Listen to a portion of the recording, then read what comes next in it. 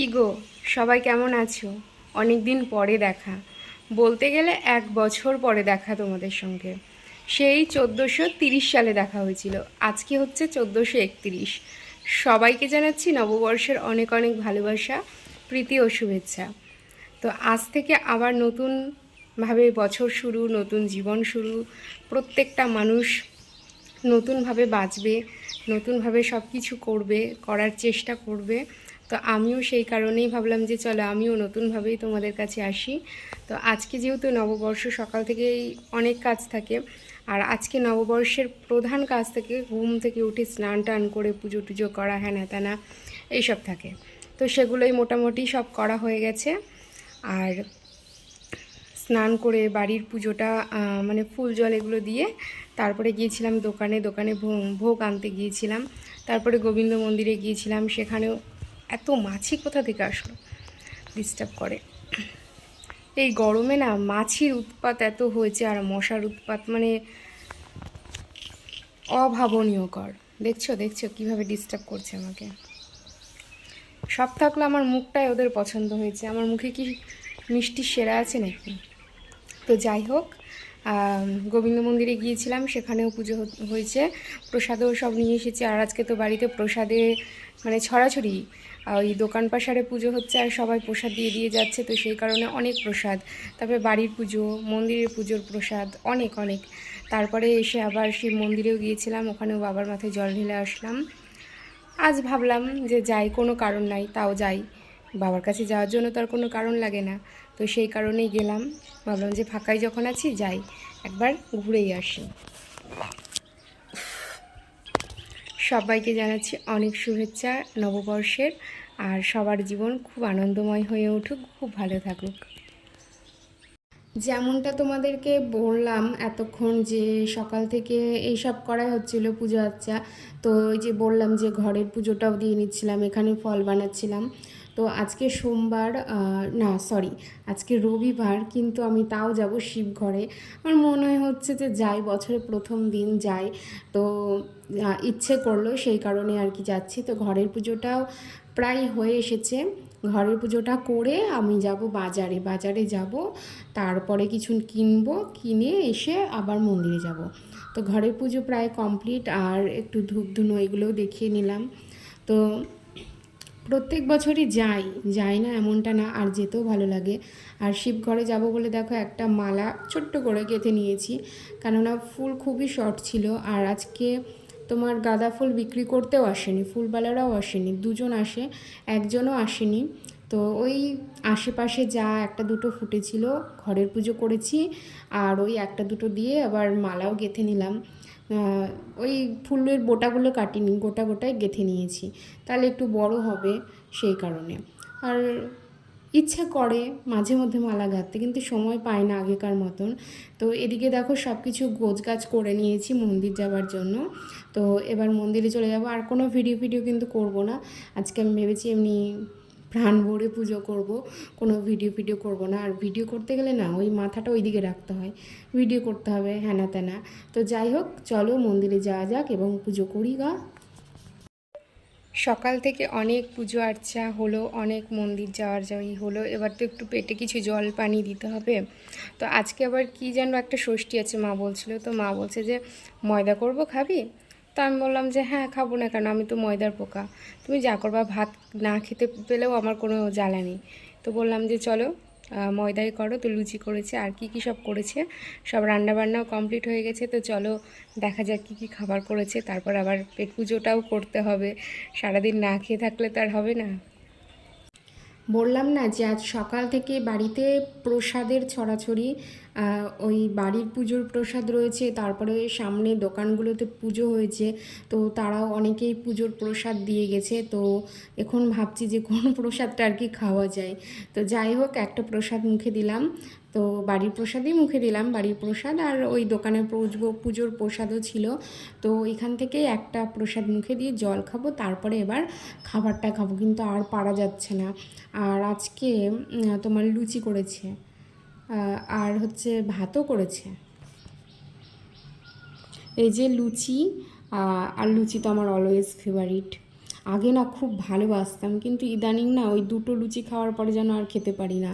যাই হোক, এখানে এঁচোড় ছিল বাড়িতে, তো এঁচোড় আর আলু দিয়ে তরকারি করেছে। খুব সুন্দর রান্না হয় এটা, মানে রান্না করে আমার মা। এখানে ঢ্যাঁড়স ভাজা, লুচির সাথে আমার সব কিছু খাবারই যায় আর কি।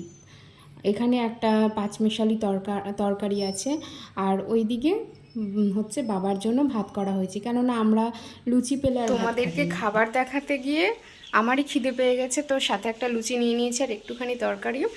আর কি কি রান্না করেছে তোমরা তো দেখলেই।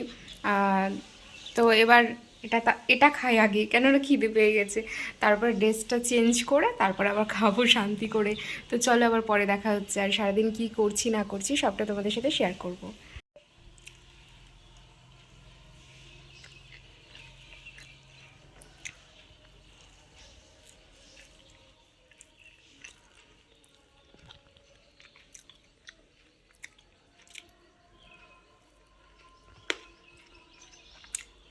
খাওয়া দাওয়া করে দুপুরবেলায় একটু রেস্ট নিচ্ছি, আর বিছানায় উঠে পড়েছে আমাদের কুচি মহারানী। তো উনি এখন ঘুমে খুব ঢুলুঢুলু অবস্থায় আছে, তো আমার হাতের ওপর মাথা রেখে ঘুমোচ্ছে, আর আমি ওকে একটু আদর করছি, ডিস্টার্বও করছি। ও পুচি পুচি পুচি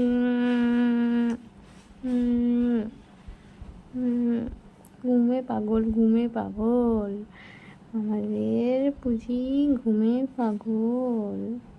সন্ধ্যাবেলায় গিয়েছিলাম গোবিন্দ মন্দিরে আরতি দেখতে, আর আজকে প্রচুর লোক হয়েছিল মন্দিরে, প্রথম দিন বছরের, সেই কারণেই। আর আমাদের ওই বাড়ির আশেপাশের এলাকায় একটা নামযজ্ঞ হবে, তো সেখানে আজকে অধিবাস হলো, সেই কারণে সেখানেও গিয়েছিলাম। আমার মাসির ছেলে এসেছিলো, তো ওর সাথেই গিয়েছিলাম বাইকে করে। আর এখানে দেখো মানে সব কিছু সাজগোজ হচ্ছে, সবাই জল সেজে এসেছে অধিবাসের, তো এখানে বেশি লোকজন নেই আর কি, এসে চলে গেছে। কি অবস্থা, নামযজ্ঞ শুরু হবে আর কারেন্ট পালিয়ে গেছে, চারপাশ অন্ধকার, জেনারেটর মনে হয় নাই এখনো। তো এই যে এখানে অধিবাসের সব জোগাড় যন্ত্র হচ্ছে, একটু পরে অধিবাস হবে। আর আমাদের দৌলতাবাদ থেকে না সবাই গিয়েছে, মানে সবাই বলতে যারা কীর্তন করবে, অধিবাস দেবে। তো আমার বাবাও গিয়েছে, এই দেখো অধিবাসের জন্য এখানে বসে রয়েছে সকলে, আর এইদিকে আমার বাবারাও রয়েছে। এই যে মস্তানের সাথে এসছি, মস্তান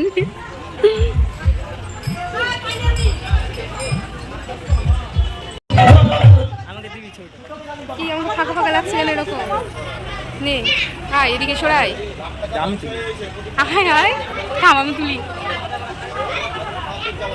নে, এখানে বাবা গিয়েছি আইসক্রিম আনতে। কি খাবে না?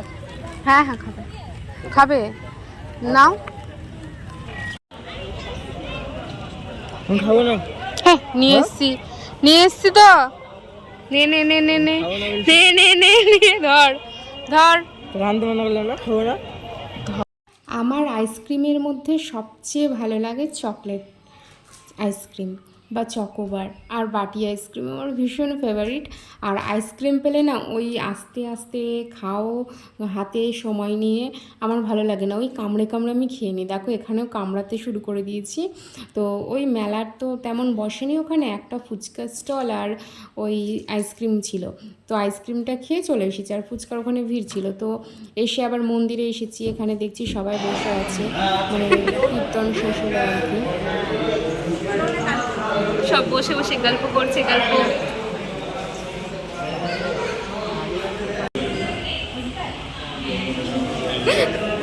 এই মেয়েটা ছোটবেলায় কত আসতো, তাই না বৌদি? ছোটবেলায় সবসময় থাকতো, হ্যাঁ এখন বড় হয়ে গেছে, এগুলো আমাকে সবই দিচ্ছে, আমাকে সবই দিচ্ছে। গরম ঠান্ডা আবার গরম তো প্রচুর লাগে। 500 টাকার ওজন নয়, আবার নিয়ে নিল ওটাই, ওজন নাই নিয়ে আর কি দরকার।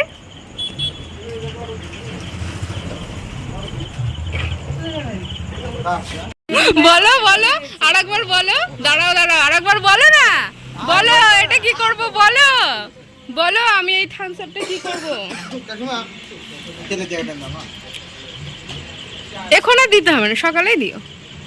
সারাদিন ভাবালো। আমার বাবা তোমার বাবা পারবে না সকালবেলা দিতে। সকালবেলায় পারবে না, তুমি তো পারবা। আমি থাকবো না। তুমি না থাকলেও মনেই তো থাকবে। এখন আসতে পারবে না, কারণ সকাল সারাদিন বাপালো। কে? ওর ওর মা। এখানে বসে বসে তোমার কাকাও এখন নাই, আর তোমার কাকিমা এখন পারবে না। বারান্দা গরম করে গেল, নিয়ে যেতে পারবে না। ধাপি গরম করে গেছে। কাকা ছিল না তো ওখানে? এই যে এটা আমাকে ধরিয়ে দিয়েছে।